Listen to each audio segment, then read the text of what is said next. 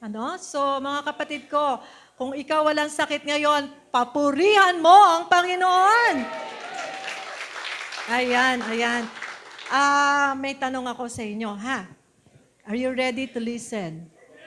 Kaya tayo nandito dahil alam ninyo na may sasabihin ng Panginoon sa inyo. Amen. Kailangan natin ng instruction ng Panginoon.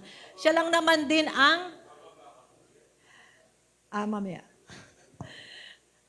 Siya lang din naman ang nakakaalam ng buhay natin. Amen? Kung anong nangyayari. Okay? Napakagaling ng ating Diyos. At mahal na mahal niya tayo. Amen. Okay, ang tanong ko, sino sa inyo ang may nakasalubong kanina? May nakasalubong ba kayong tao? Meron? Napansin niyo ba? Napansin niyo ba siya? Oh, are you sure? Okay, kasi po, sa ating Word of God, si Jesus, may nakasalubong. Ayan. So, tingnan natin, ano bang dapat natin ginagawa sa mga nakakasalubong natin? Sige po, babasahin muna po natin ang salita ng Diyos.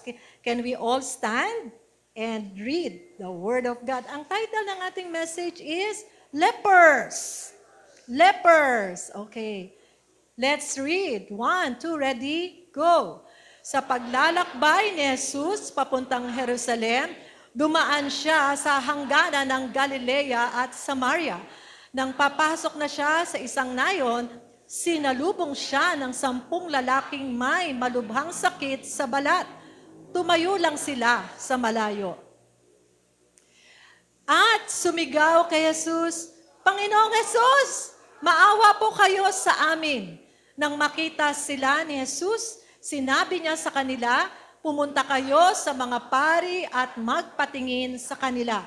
At habang naglalakad pa lang sila, luminis na ang kanilang balat.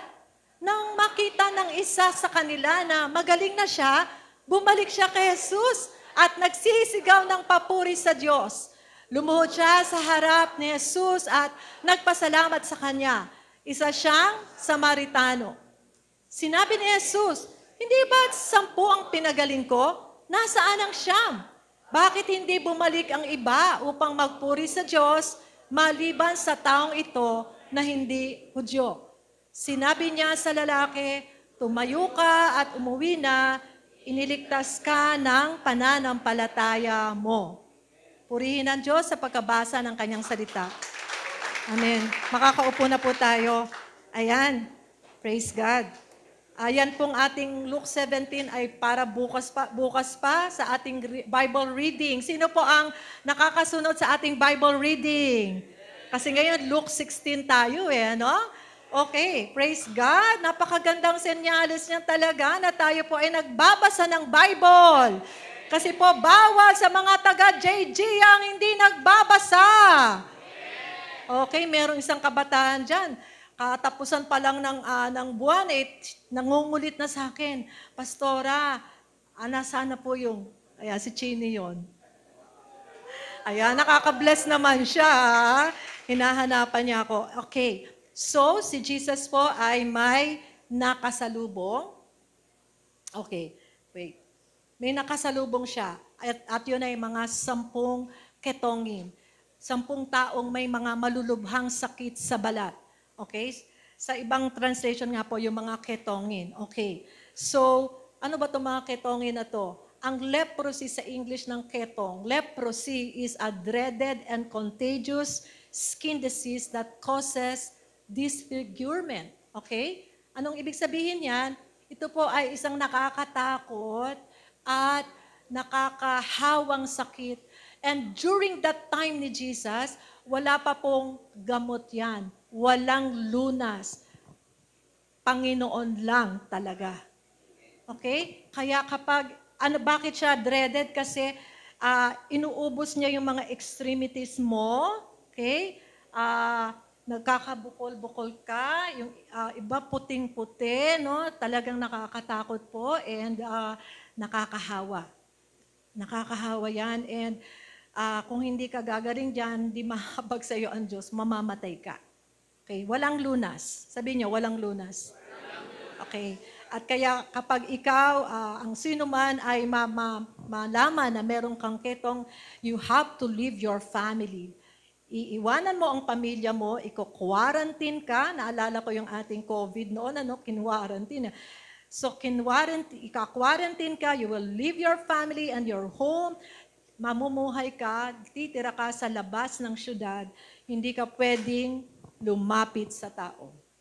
Okay? Yan po yung kalagayan ng ketong noon. Okay, nakakaawa, mga kapatid ko. At alam nyo, nakakatuwa sa Bible, merong sinasabi ang Panginoon tungkol sa sakit na yan. Paano ititreat? Paano ang gagawin? Okay? Sa Leviticus 13, makikita po natin na kapag meron na anyone suspected of having this disease, ay pupunta sa pare, to the priest for the examination. Sabi ko, ang galing naman ng mga pari noon. Hindi sa doktor, sa pari ka pupunta para i-examine ka, para i-declare niya kung totoo ba yan o talagang may sakit ka. Okay. At kung ikaw ay mapapatunayan na mayroong ganyang sakit, ito ang gagawin mo. Ang taong may sakit sa balat na parang ketong ay dapat magsuot ng sirang damit, huwag mag-aayos ng buhok, tatakpan ang kanyang nguso at laging sisigaw ng, "Marumi ako! Marumi ako!" Hanggat siya'y may sugat, ituturing siyang marumi at sa labas ng kampo, maninirahang mag-isa. Yan po ang magiging kalagayan ng isang may ketong. Okay? Talagang kakadirian ka at ikaw ay talagang iiwasan. Okay. Hindi sila allowed na mamuhay in any community of their own people. Okay.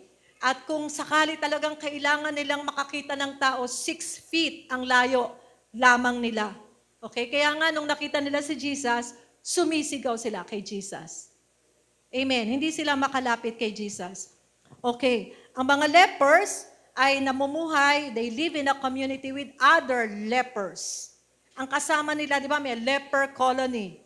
No? Ngayon may mga lepers pa rin, pero somehow mayroon ng gamot, meron na pong, pwede ka nang gumaling. Okay? Pero not on that time. Okay? So magkakasama, kaya yung 10 lepers, magkakasama sila, no? Okay? And magkakasama sila at kung they will get better, praise the Lord. Kung hindi, mamamatay na sila. Ganun po yung kalagayan ng mga may lepers noon. Mahalaga na sila ay nakahiwalay kasi para maiwasan ng epidemic, makahawa sila. Okay? And then, kung sino man ang ma-afflict nitong sakit na to, it is just like a life sentence. Para may life sentence ka na. Okay? Kaya nga, hindi ba nakakaawa yung kanilang kalagayan? Nakakaawa ba? Nakakaawa. Amen. Kaya talagang napakahirap naman ata ng kalagayan yun. Kaya nga nung tumayo lang sila, okay? Tumayo lang sila sa malayo at sumigaw kay Jesus. Hindi ko alam kung yung aking mga dito ay, saan si Queenie? Ayun. Okay. Tumayo lang sila sa malayo at sumigaw kay Jesus. Panginoong Jesus, maawa po kayo sa amin. Sa tingin nyo, paano sila sumigaw? O, 1, 2, 3, go!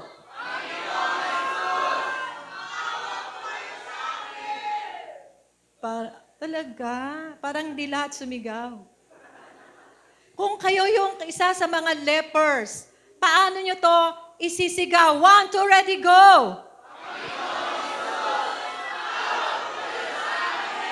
Yes! Talagang magmamakaawa tayo sa Panginoon. Kasi talagang alam nila, Diyos lang ang makakapagpagaling sa kanila. Amen. Hallelujah. Itong 10 mga kitongin ito, siguro naririnig na nila si Jesus. Na si Jesus ay hindi just an ordinary person, na talagang narinig nila, marami nang pinapagaling si Jesus, and He cared for people, and that meron siyang kapangyarihan. Maaaring naririnig niya na nila yun. Amen po ba? Kaya talaga ganunan lang ang sigaw nila. Hallelujah. Mga kapatid ko, anong pagkakilala mo sa Panginoong Jesus? Amen? Anong pagkakilala mo sa Panginoong Jesus? Naibabalita mo ba si Jesus? Kasi katulad nila, narinig nila, baka ito yung magpapagaling sa akin. Nagkaroon sila ng pag-asa. Amen po?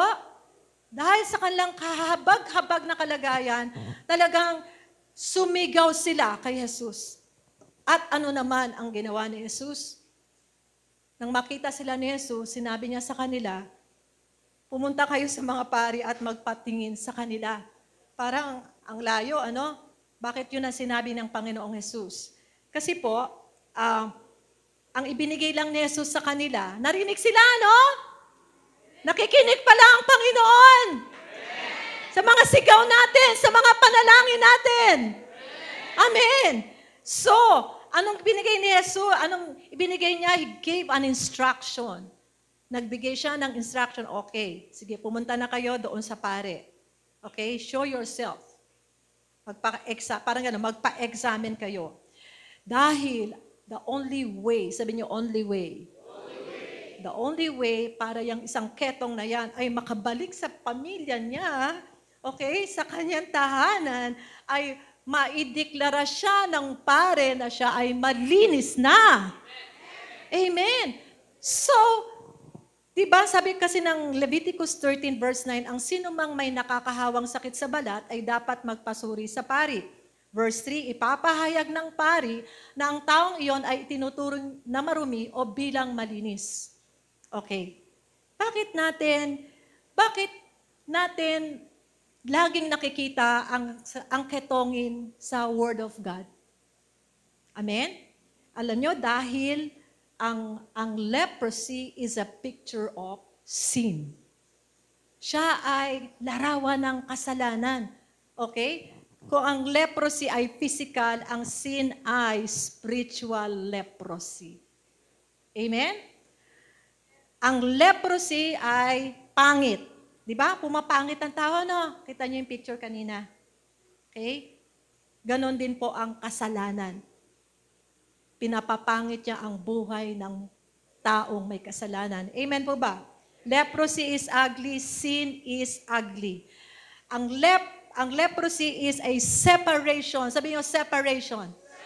Separation from the society, from your community. Ihiwalay ka. Sin separates us from God. Yun ang nagagawa ng kasalanan. Same principle applies, ano? Sa leprosy at saka sa sin. Pero kapag ang leprous ay na-restore sa fellowship, ang pari ang nagdideklara. Alam nyo, sa atin din, kapag tayo po ay nanampalataya kay Jesus, idideklara niya tayong malinis na. Siya ang ating great high priest. Amen. Ang tanong ko sa atin, sino na po dito ang nakipag-isa? Isinuko ang kanyang buhay sa Panginoon, sumampalataya kay Jesus, sasabihin ko sa inyo, tayo ay malinis na, pinatawad na, at nakabalik na tayo sa ating totoong pamilya, the family of God. Meron na tayong tatay, makakahingi na tayo. Alam niyo yon? Yung ang galing naman ni Pastor Joe, ni Kuya Joe, nang ilangan siya ng 100,000, wala siyang ibang, siyempre nag-worry din siya, pero alam niyo, nakahingi siya ng tulong sa Ama. Amen po ba? Amen. Hallelujah. Mga kapatid ko, we are not talking about religion. We're talking about our relationship with God. Man, alam mo yung nararanasan mo na mayroon kang Ama, na mayroon kang kapamilya, na talagang, ang saya naman, nakabalik ka. Hallelujah, hallelujah. Praise God. Ang leprosy ay laging sinasabi o pinag-uusapan sa Bible dahil ito po, pinapakita niya ang destructive power ng kasalanan. Amen? Kapag ikaw ay naging ketong in that time, napakatindi po ng pagpapahina at pagpapasama ng kalagayan ng katawan ng isang tao dahil sa ketong na yan. Again, it is incurable that time. at kakadirian ka. Kakadirian ka talaga ng tao. Ang kasalanan, it defiles us in the sight of God. Ang kasalanan nagpaparumi sa atin, no? Kapag may kasalanan tayo, ang tingin sa atin ng Diyos napakarumi. Kasi banal ang Diyos. Amen? Gusto kong makilala niyo po ang Panginoon ngayon. Nagpapakilala ang Panginoon sa atin ngayon. Kaya napakahalaga nung ginawa sa atin ng Panginoong Jesus eh. Sin defiles us in the sight of God, but through Christ, we can be healed dito sa kasalanan ito. Okay? That separates us from God. Listen to this. God loathes sin. Ano ibig sabihin nun? Kasuklam-suklam sa Diyos ang kasalanan. Sino po dito ang may kasalanan? Lahat pa tayo, no? May kasalanan pa. Mga kapatid, kasuklam-suklam sa harapan ng Diyos ang kasalanan. Naano na ba natin yan? Alam niyo, kung pinag-aaralan ko to, sabi ko, Lord, grabe, nakakatakot naman. Nasusuklam ka sa kasalanan. Amen? Sin, it is repulsive, nakakadiri sa harapan ng Diyos ang kasalanan. Pero tayo hindi masyado no? Pag may kasalanan tayo, parang wala lang. Okay? Parang hindi tayo magsusulit sa Diyos. Okay? Pero gusto kong makita ninyo na ganito tinitingnan ng Diyos ang kasalanan. Okay? And sin bans us from the presence of God. Uy, napakahirap naman nun. Hindi tayo makakalapit. Hindi natin mararanasan ang presensya ng Diyos. Dahil God will not allow sinful man in His sight and in His presence. Dahil banal siya. Gusto kong maintindihan natin ito, kasi ang laging nating nakikita sa Diyos, mabuti, mabuti, mabait, mapagpatawad, mahabagin. Oo naman, pero hindi naman natin nakakalimutan natin na siya ay makatarungan, no? Siya ay banal. Nalilimutan natin, hindi na natin nababalanse. Kita nyo, nabasa ko to sa Psalm 5:5. Okay? At hindi nyo tinatanggap ang taong namumuhay sa kasalanan. Ang mga mapagmataas ay hindi makakalapit sa inyong harapan, at ang mga gumagawa ng kasamaan ay inyong kinasusukluman. Habakuk 1:13, dahil banal kayo, hindi nyo matitiis na tingnan ang kasamaan at kaguluhan. Kahit tingnan pala, hindi kaya ng Lord. Okay? Revelations 21:27. At hindi papasok doon sa anumang paraan ang anumang bagay na karumal-dumal o siyang gumagawa ng kasuklam-suklam at ng kasinungalingan, kundi yun lamang na mga nakasulat sa aklat ng buhay ng Kordero. Hallelujah. Sabi ko, Lord, grabe po. Parang what a reminder naman sa akin ito, no? Makilala ko kung sino ang ating Diyos, kung paano niya tinitingnan ang kasalanan. Okay? Okay, ano pag sinasabi bang kasalanan, anong naiisip nyo? Anong kasalanan ang naiisip nyo? Is this just a sexual immorality? Hindi naman ako nagsasyabu. Hindi naman ako nagnanakaw. O anong klaseng kasalanan ang naiisip natin? Mga kapatid, okay? Ang sabi sa 1 Samuel 5:23, ang mga pagsuway sa Diyos. Okay? Rebellion. Pagsuway sa Diyos ay kasinsama ng pangkukulam at ang katigasan ng ulo. Okay? Tulad ng pagsamba sa Diyos-Diyosan. Ganyan ang yan ay kasalanan pag tayo ay pasaway. May pasaway ba dito? Taas kamay. Walang mayroon isa. Kala ko walang aamin no? Mga bata. Okay. So, sabi rin sa Proverbs 15:9, kinamumuhian ng Panginoon ng taong ang gawain ay masama. Amen? Hallelujah. Ang lahat ng kasalanan ay kasuklam-suklam sa Diyos. Pambira namang message yan, pastora. Mga kapatid ko, kailangan natin maintindihan yun Hindi mabuting balita, ano? Okay? But, sabihin nyo, but. Ayan, pasok tayo dito. Lahat ng tinubos ni Kristo, ayan, tinubos tayo ni Kristo sa pamamagitan ng kanyang dugo at pinatawad ang ating mga kasalanan.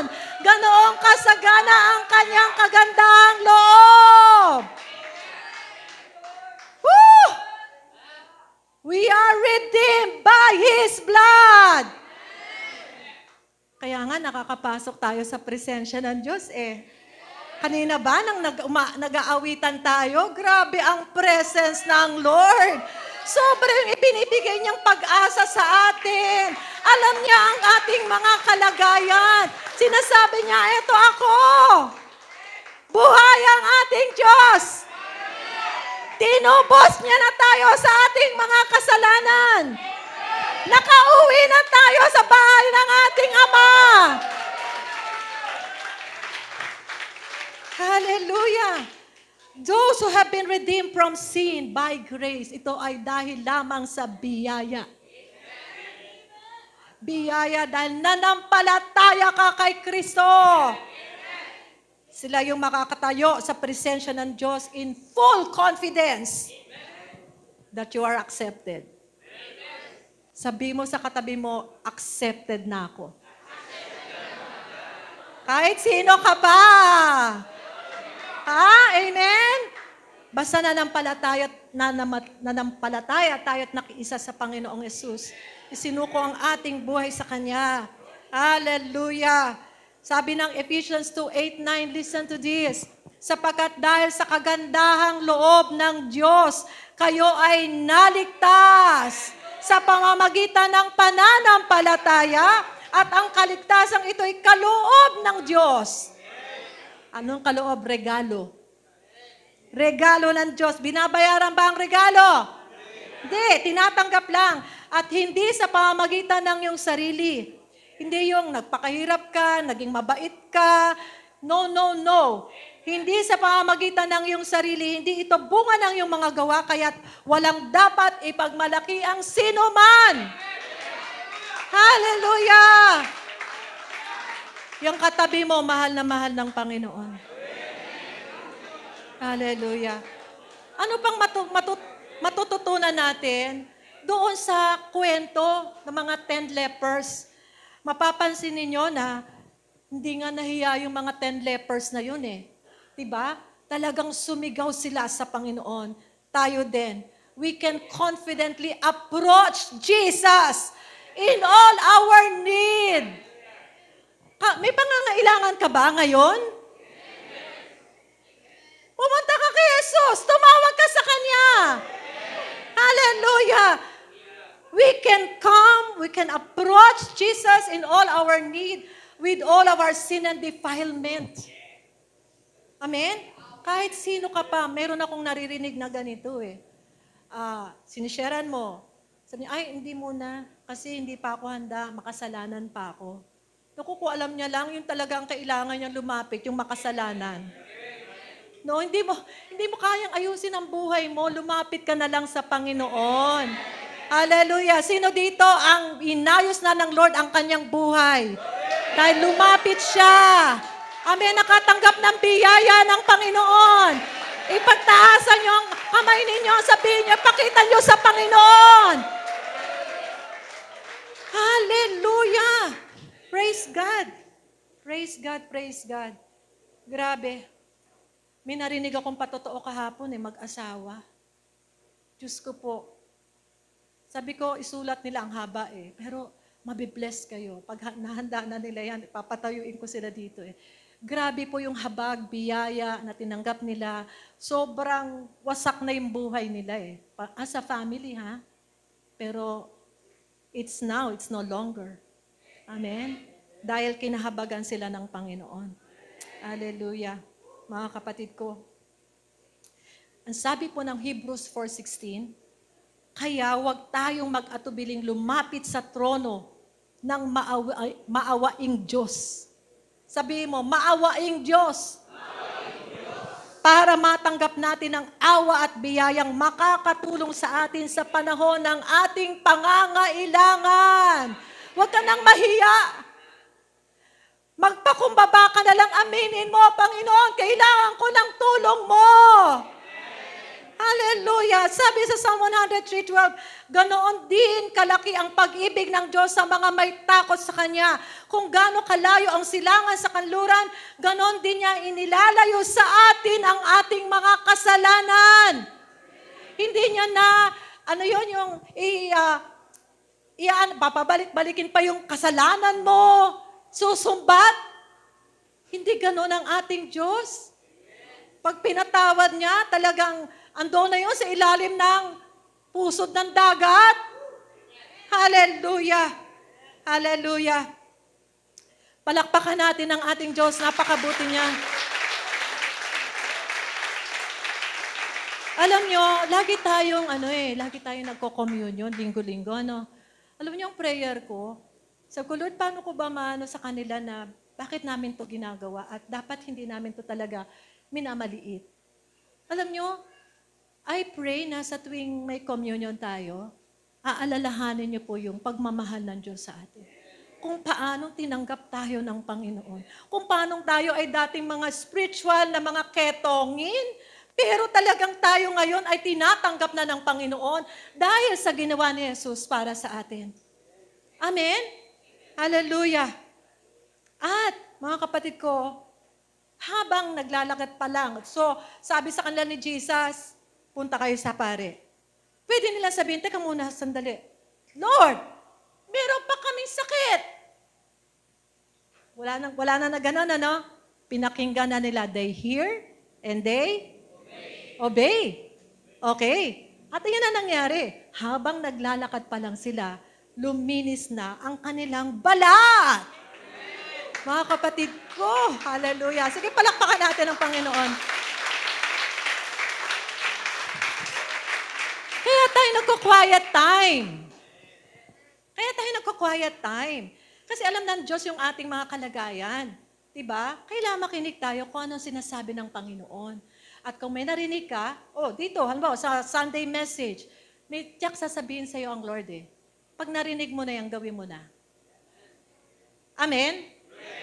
At habang naglalakad pa lang sila, habang they hear, they just obey, ano nangyari? Luminis na ang kanilang balat. Okay.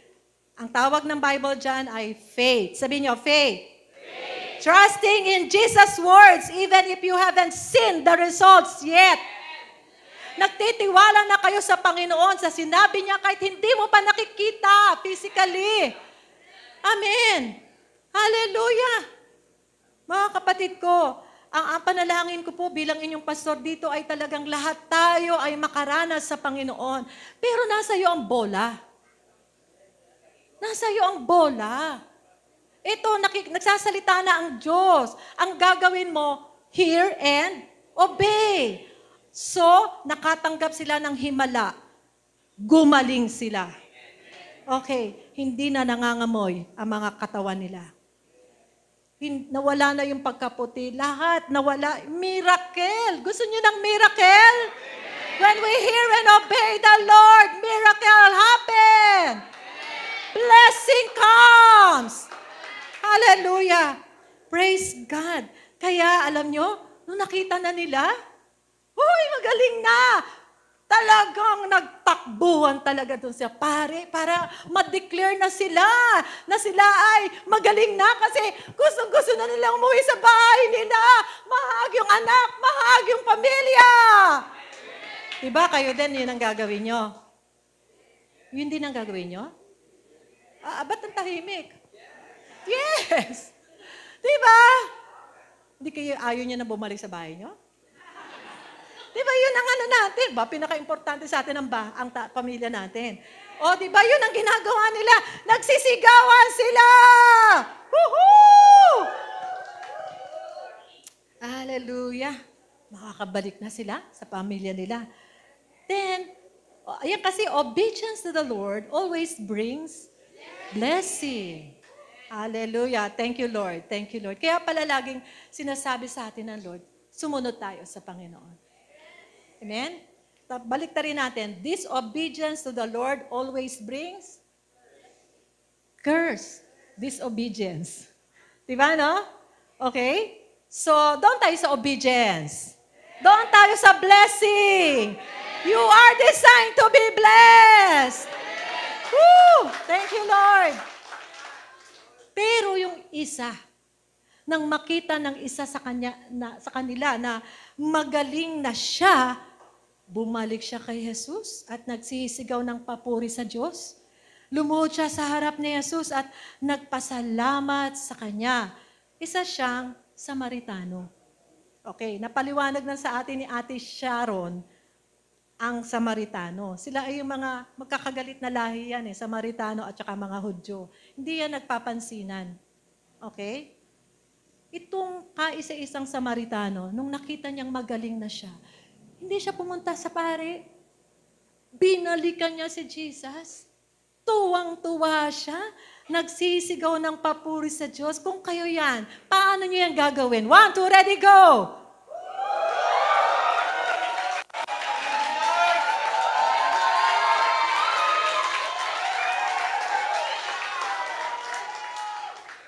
Tumayo nga kayo dyan at ipakita nyo sa Panginoon kung gaano kayo kasaya, kung kayo yang ketongin na yan.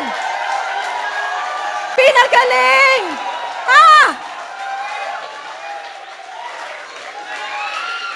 Hallelujah! Woo!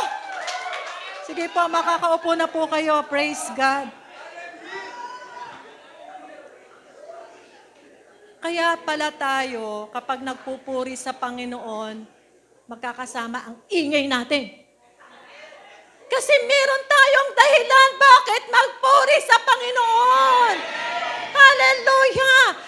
Kailangan lagi natin binibilang ang blessing ng Panginoon. Let's count our blessing. Oo, marami tayo problema May sino may mga problema dyan? Mas marami ang blessing natin. Magbilang lang tayo. Para paglinggo, magkakasama tayo, excited tayong magbigay ng pasasalamat sa Panginoon. Alam nyo, ang kayang-kaya natin ibigay sa Diyos. Ang Diyos bibigyan? Thanksgiving. Okay? God bless you Ginawa nyo yan sa Panginoon. Yung paghiyaw-hiyaw nyo. Hindi lang arte lang yan. Gusto ko lang talaga i-provoke tayo talaga na ang Diyos natin ay napaka-worthy. Amen. Hallelujah. So bumalik nga itong isang Samaritano na ito at he praised God with a loud voice. Nagsisigaw ng papuri sa Diyos. Lumuhod pa. Sobra yung pasasalamat niya. Galing sa puso. Amen? Alam niyo, yun lang talaga yung gusto ng Panginoon hiling ng Panginoon Okay? Hallelujah.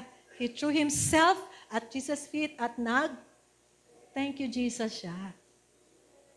Amen? May mga thank you, Jesus ba tayo? Amen. Yan ang mga dapat nating mga dala-dala lagi. Okay?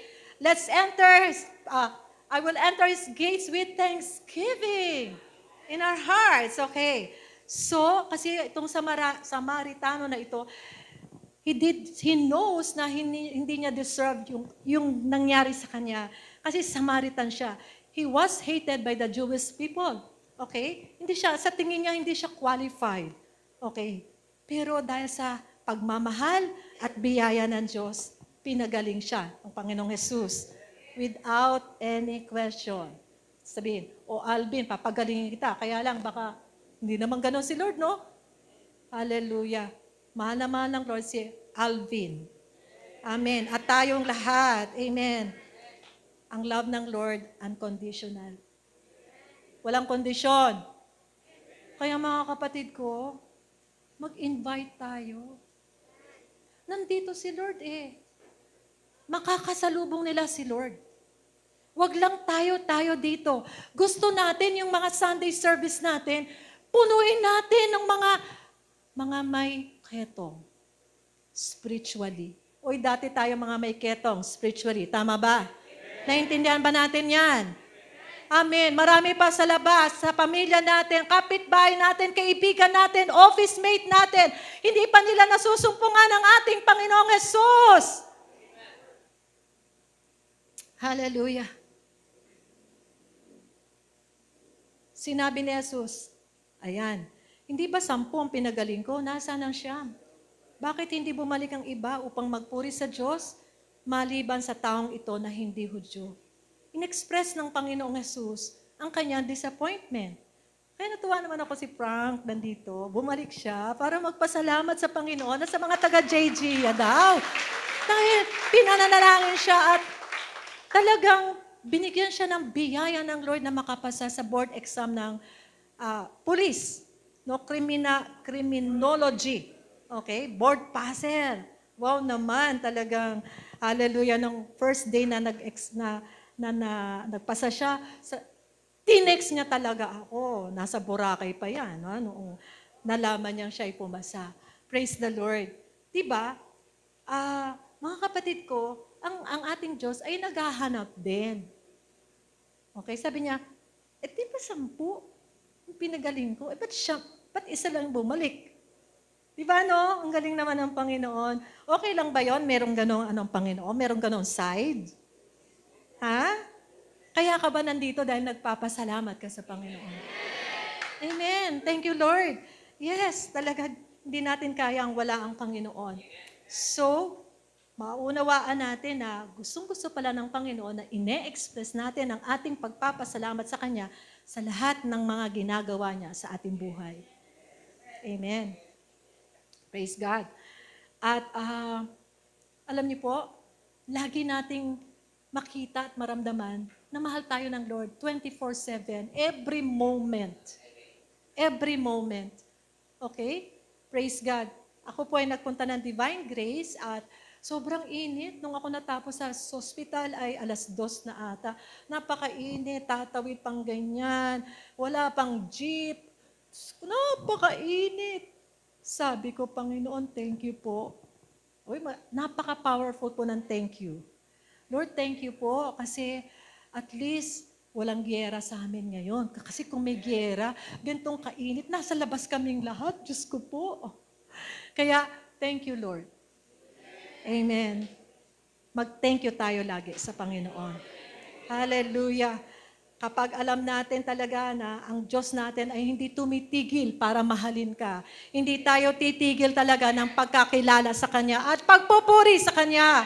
Amen. Hallelujah. Kita niyo nangyari dito. Sinabi niya sa lalaki, tumayo ka at umuwi na, iniligtas ka ng pananampalataya mo. Hindi lang physical healing ang natanggap niya. Amen? Nagkaroon siya ng spiritual healing. Hallelujah! When we take time to acknowledge God as our giver, at hindi lang yung mga natatanggap natin, yung mga gifts niya, napapasaya natin ang ating Diyos, na-enjoy natin. Alam niyo yung talagang buong puso tayong umaawit, sumasayaw, hindi lang sa Sunday, pag everyday, no, nag-worship tayo sa Panginoon, mga kapatid ko, we will just continuously enjoy the spiritual healing that we need. Amen? Dahil mapagpasalamat ka. Alam niyo, lahat tayo nasasaktan, na-o-offend. Tama ba? Tama ba? Oo naman, sinabi ng scripture imposibleng walang ma-offend. Parang gano'n, no? So, etong sinasabi ng Lord, magpasalamat ka pa rin. Lalabanan natin yung sama ng loob o yung sakit ng pagpapasalamat sa Panginoon. Okay, we will enjoy the spiritual healing that comes from gratefulness. Kapag mapagpasalamat ka, marami kang matatanggap na himala. Okay, last slide ko, ito po yung tandaan natin. Si Jesus po ay nagpapagaling. Ano man pong kasakitan ng meron ka, isip, damdamin, puso, paa, anything, Jesus heals. Kaya kang pagalingin ng Panginoon. Mahirap ka ba? Mahirap ba ang pamilya mo? Kaya kang pagalingin ng Panginoon. Napakarami na sa atin dito ang pinagyaman ng Diyos. Hindi na natiling mahirap. Hallelujah! Excited tayong lahat para sa isa't isa. Dahil may gagawin ng Panginoon sa atin. Paganda ng paganda ang buhay natin. Pabuti ng pabuti, payaman ng payaman. Hallelujah! Yes. Ulitin ko, let's know the heart of God. The heart of Jesus. Kapag tumawag tayo sa Kanya, makikinig siya. Amen? Gustong-gustong ipakita ng Diyos ang Kanyang pagmamahal at kapangyarihan sa atin. Mag-respond tayo sa faith. Nakarinig ka nga ba ngayon? Kung anong gagawin mo? Sundin mo na. Narinig mo ba na mag-invite ka? Na magligtas ka? O, next Sunday, standing room only tayo pag ginawa natin yan. Amen po ba? Amen. Dadami yung mga darating na may mga spiritual mga lepers. Amen po ba? Amen. 10, let's respond in thanksgiving. We have every blessing in Christ Jesus. Let's rejoice and be glad in it and thank Him for it every day. Amen.